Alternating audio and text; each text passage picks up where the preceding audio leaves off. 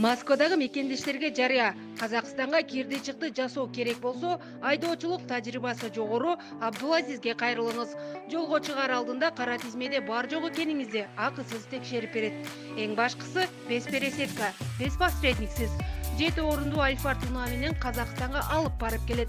Күн сайын проспект Мирадан жолго чыгылат. Кенен маалымат алып, жолго камынуу үчүн Абдулазизге чалыңыз. 89 77 873 50 80. Эч нерсени эстей албайм. Мурдагы жубайынын кулак мурдун кескилеген Эстебесов күнөөсүн мойнуна алган жок. Бүгүн 23 январда Чүйдүн Сокулук райондук сотунда мурдагы жубайын бычактаган Азамат Эстебесовдун иши жабык эшик артында каралды. Соттук жарыянга кулак мурду кесилген Асель Ногойбаеванын жакындары, журналисттер жана аны колдоп келген активисттер киргизилген жок. Отурумдан кийин жабырлануучунун жактоочусу Индира Саутова журналисттерге айыпкер Азамат Эстебесов күнөөсүн мойнуна албаганын айтты.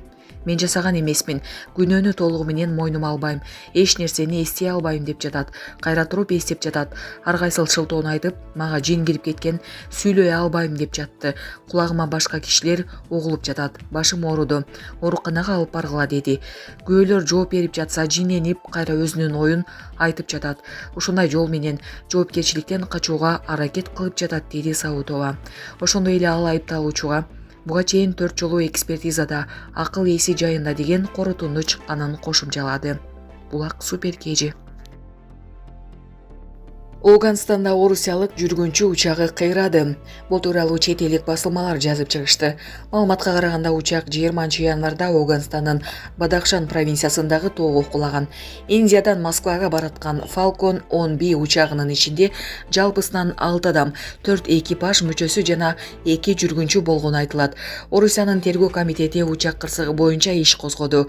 Оперативдүү кызматтар учактын кыйроосунун ыктымал себебин аныктады. Алардын айтымында учак техникалык мүчөлүштүктөн эки кыймылдаткычтын иштен чыгышынан улам кулаган деп жазылат анда. Ошондой эле учак Гая, Индия, Ташкент, Өзбекстан, Жуковский, Орусия каттамы боюнча чартердик рейсин аткарып жатканы маалым болду. Учакты издөө иштери жүрүүдө, азырынча табыла элек. Экипаж мүчөлөрүнүн жана жүргүнчүлөрдүн эмне болгону белгисиз. Булак Супер KG. Apple корпорациясы Орусияга 1 миллиард 177 миллион 988 миң 700 рубль антимонополиялык айыппул төлөдү. Бул тууралуу федералдык монополияга каршы кызматы маалымдады. Ага ылайык Apple кол телефон үчүн тиркемелерди иштеп чыккандарга гаджеттеги App Store дүкөнүнөн тышкары сатып алууларды жүргүзүүгө болорун маалымдоого тыюу салган. Ошондой эле орусиялык тиркемелерди компаниянын акы төлөөчү инструменттерин колдонууга мажбур кылган.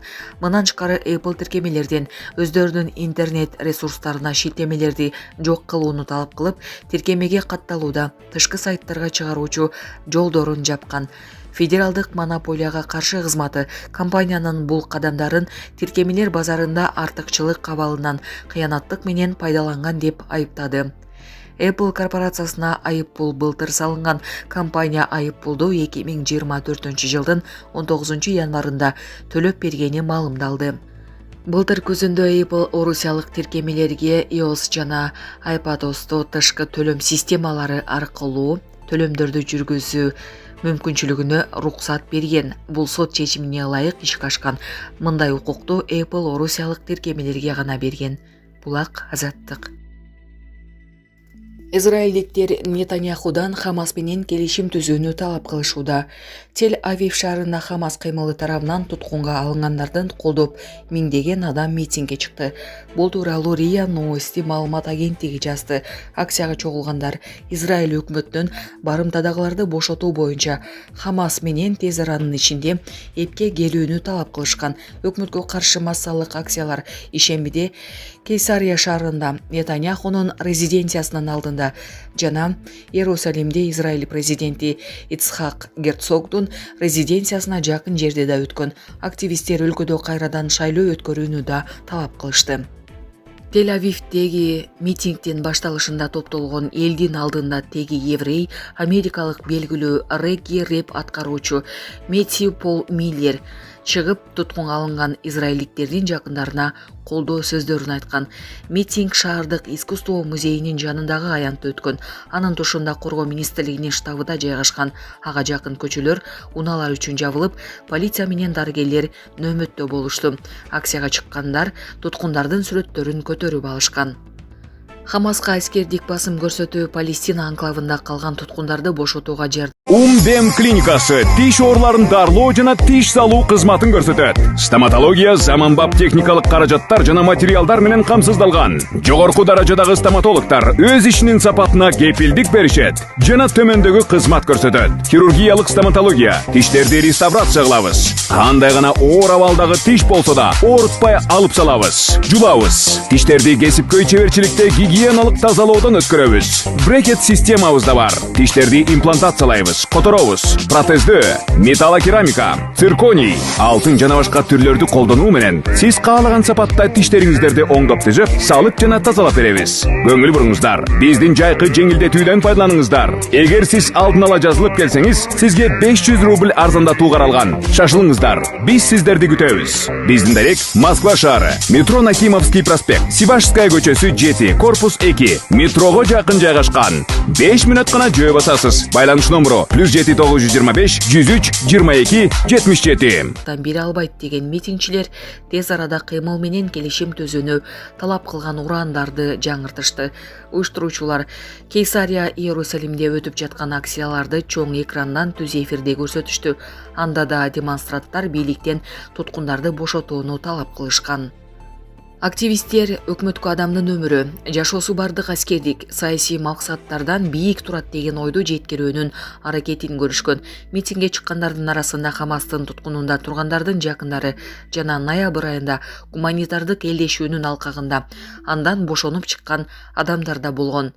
Митинг акциялар өтүп жаткан учурда Нетаньяху экс социалдык тармагы аркылуу катуу билдирүү жасады. Ал Палестина мамлекеттүүлүгү идеясын четке кагып, өлкө Израилдин Иорданиянын батыш тарабындагы бардык аймактарды көзөмөлдөөсү боюнча эч кандай компромисске барбайт деп белгилеген.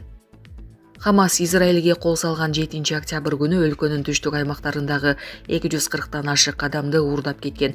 Гуманитардык аракеттердин натыйжасында алардын 110-ун бошотту. Израилдин расмий маалыматы боюнча анклавда ошондон бери 136 туткун кармалууда. Израилде туткундардын үй бүлөсүн колдогон митингдер байма-бай өтүп келет. Алар өкмөттүн кандай айла менен болсо да Газа секторунда кармалып турган адамдарды чыгарып алуу талаптарын коюшууда. Булак Спутник Кежи. Зордукчуларга жаза күчөтүлдү. Садыр Жапаров мыйзамга кол койду. Өлкө башчы Садыр Жапаров кылмыш жаза кодекси менен кылмыш жаза процессуалдык кодексине өзгөртүүлөрдү киргизүү жөнүндө мыйзамга кол койду. Бул тууралуу бүгүн 23 январда президенттин маалымат кызматынан билдирди. Мыйзам долбоорун жогорку кеңеш былтыр 7 декабрда кабыл алган. Ага ылайык мыйзам жыныстык кол тийбестикке жана жыныстык эркиндикке болгон укуктарды камсыз кылуу, ошондой эле өмүргө жана ден соолукка кылмыштуу кол салуулардан коргоо максатында кабыл алынган. Мыйзамдын милдети алдын алуу үчүн жыныстык кол тийбестикке каршы кылмыштардын жоопкерчилигин күчөтүү жана жабыркагандарга карата кайталанган кол салуулардан сактоо болуп эсептелет. Кабыл алынган мыйзам менен төмөнкү өзгөртүүлөр киргизилүүдө. Оор кылмыштар боюнча, анын ичинде зордуктуу кылмыш иштерин тергөөнү тараптардын жарашуусуна байланыштуу токтотпоо боюнча жоболор камтылган. Тараптардын жарашуусуна байланыштуу жазык ишин милдеттүү түрдө токтотууну караган ченемдер алынып салынды. Мындан сырткары жыныстык кол тийбестикке каршы кылмыштардын эскирүү мөөнөтүн пробациялык көзөмөлдү колдонуу, күрөөгө бошотуу мүмкүнчүлүктөр алып салынды. Мыйзам расмий жарыяланган күндөн тартып 10 күн өткөндөн кийин күчүнө кирет. Булак Супер Кежи.